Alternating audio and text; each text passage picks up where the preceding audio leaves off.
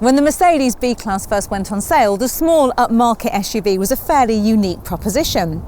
These days, that corner of the car market is a little more crowded, and Mercedes are having to work that little bit harder to woo family buyers. They're hoping that the revised B-Class will help to keep sales strong. At first glance, you'll probably agree that those revisions aren't too obvious. Looks-wise, the changes to this rival for BMW's 2 Series Active Tourer aren't exactly dramatic. That's because most of the changes are to things that you can't see.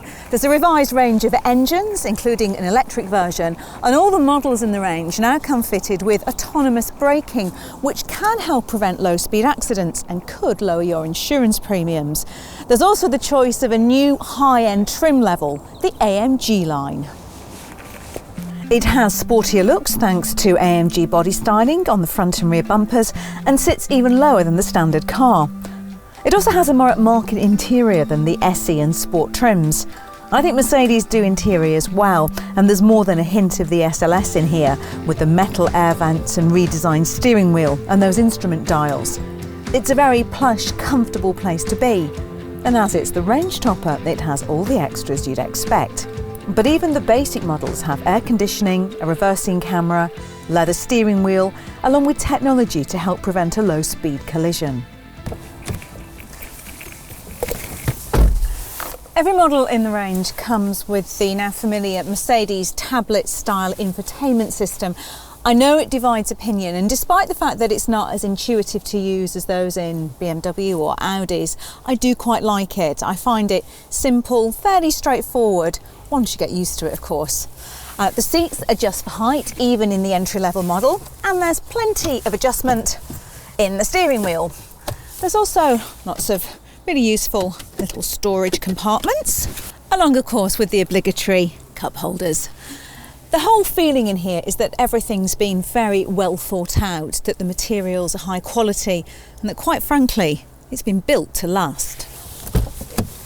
As well as being more luxurious, well, on this top of the range model at least, it's also more spacious inside than before, and it feels light and airy, even here in the back.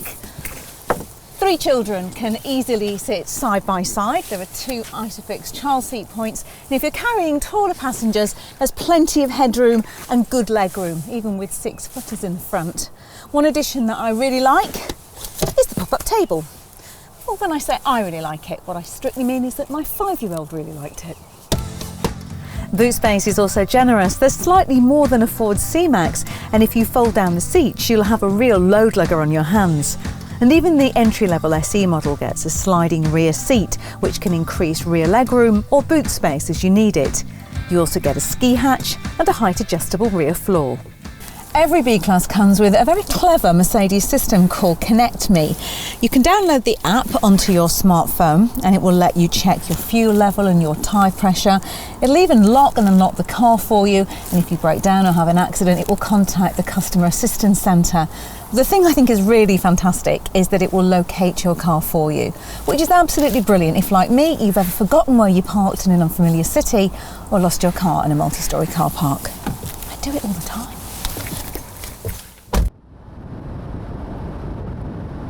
Now let's get back to those engine revisions. There's now a choice of 2 petrol and 4 diesel engines, along with an all-electric version. A 6-speed manual gearbox comes fitted as standard, and there's the option of a 7-speed automatic that offers a smooth, very easy driving experience. The control stalk is fitted up here just behind the steering wheel. It feels a little bit strange at first, but you get used to it so quickly, and pretty soon it feels like such a sensible and intuitive place for it to be. Now this model has been fitted with direct steering. That's an option that helps the steering adapt so that you get better responses and feel on a country road, increased stability when you're driving at higher speeds, and lighter steering around town, which makes parking an absolute breeze. But while the B-Class is definitely comfortable and it's easy to drive, it isn't as engaging as BMW's 2 Series Active Tourer, not quite as much fun.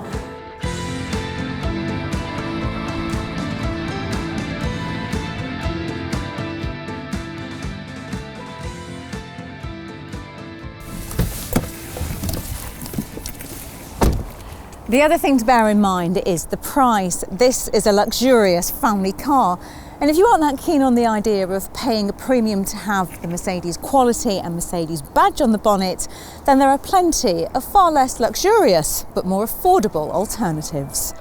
If you're interested in the Mercedes B-Class for a more affordable alternative, check out our video of the Ford C-MAX or the BMW 2 Series Active Tourer. Click on the icon to watch our latest video and click on the logo to subscribe.